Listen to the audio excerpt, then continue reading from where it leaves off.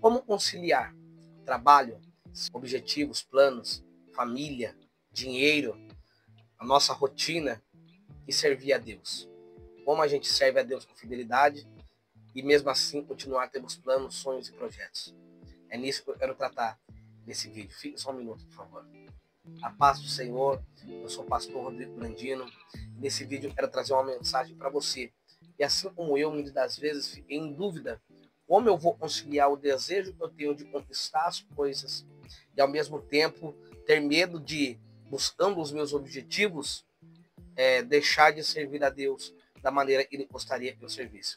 Por isso, eu quero estar lendo no livro de Mateus, no capítulo 6, no versículo 33, que diz assim: Buscai primeiramente o reino de Deus e a sua justiça, e as demais coisas lhe serão acrescentadas.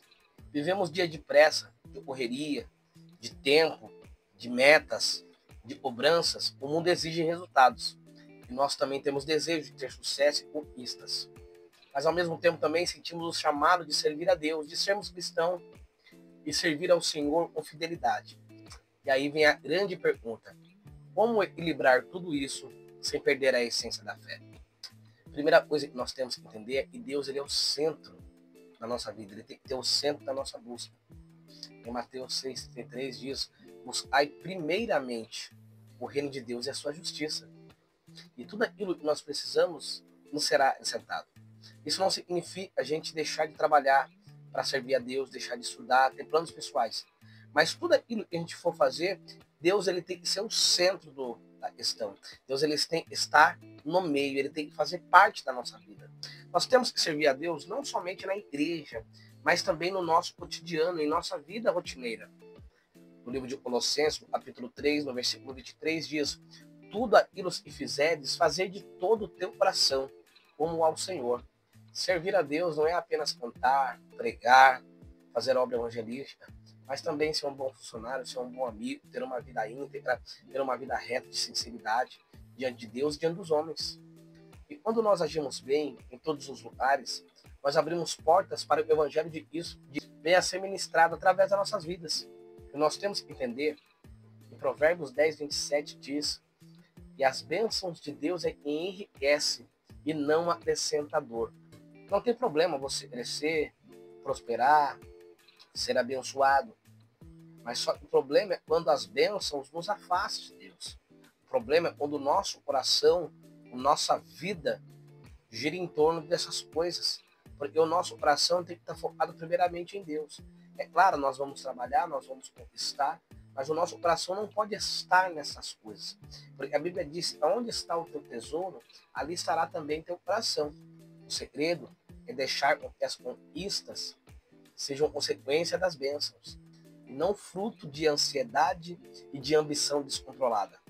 E sabendo disso, nós temos que ter em nossa mente, nós temos que estar remindo o tempo todo, temos que estar vigilantes sempre, porque lá no livro de Efésios, no capítulo 5, no versículo 15 e 16, diz: remindo o tempo todo, porque os dias são maus. Nós precisamos reorganizar a nossa vida para, além das nossas atividades, nós tenhamos também tempo. Tempo para oração, tempo para a leitura da palavra, tempo para a meditação, para o nosso devocional para com Deus. Porque quando nós temos uma vida desorganizada, a gente acaba negligenciando algumas coisas e isso acaba nos afastando da presença do Senhor. Nós ficamos muito dias sem orar, sem nos alimentar espiritualmente, e isso enfraquece e acaba abrindo brechas. Nós acabamos dando brecha em nossa vida para a nossa carne venha a prevalecer, e assim a gente pode acabar caindo em alguma armadilha, em um laço, em alguma tentação do inimigo. E a gente tendo isso em mente, a gente tem que saber também que servir a Deus não é apenas no culto aos domingos, ou somente nos momentos que nós estamos dentro da igreja. Pelo contrário, ali é o lugar onde nós nos alimentamos de Deus e nos preparamos para encarar o mundo. Porque a Bíblia diz que nós somos o sal da terra e a luz do mundo. Então, aonde nós formos, nós temos que resplandecer a luz de Cristo.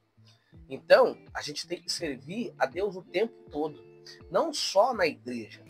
Lá nós prestamos um culto de adoração a Deus, mas nós servimos a nossa vida cotidianamente, no levantar, no falar, no deitar, no negociar, na honestidade, como eu já disse, no caráter, fazendo o serviço o seu trabalho, o seu estudo com excelência, para que o nome de Deus venha a ser glorificado na tua vida. Dando assim um bom testemunho na sua jornada, na sua caminhada, você acaba honrando o nome santo do Senhor. Abre portas, como eu já disse, para o testemunho entrar. E muitas pessoas são alcançadas por isso. E isso, você vivendo a tua vida, você conciliando essas coisas, você serve a Deus e acaba assim conquistando aquilo que você também almeja conforme a vontade do Senhor e o propósito que Ele tem na tua vida. Então, a questão aqui não é você dividir o seu tempo, mas você integrar tudo sobre o propósito do Senhor que Ele tem na tua vida. Jesus ele tem que ser o centro do seu casamento, ser o centro do teu estudo, do teu trabalho, ser o centro de tudo, da tua vida, e molda o teu caráter e direciona os teus passos para que aonde você for, a luz de Cristo venha brilhar e resplandecer sobre a tua vida, e você venha ter paz no teu coração, sabendo que nós, como ser humano, temos imperfeições.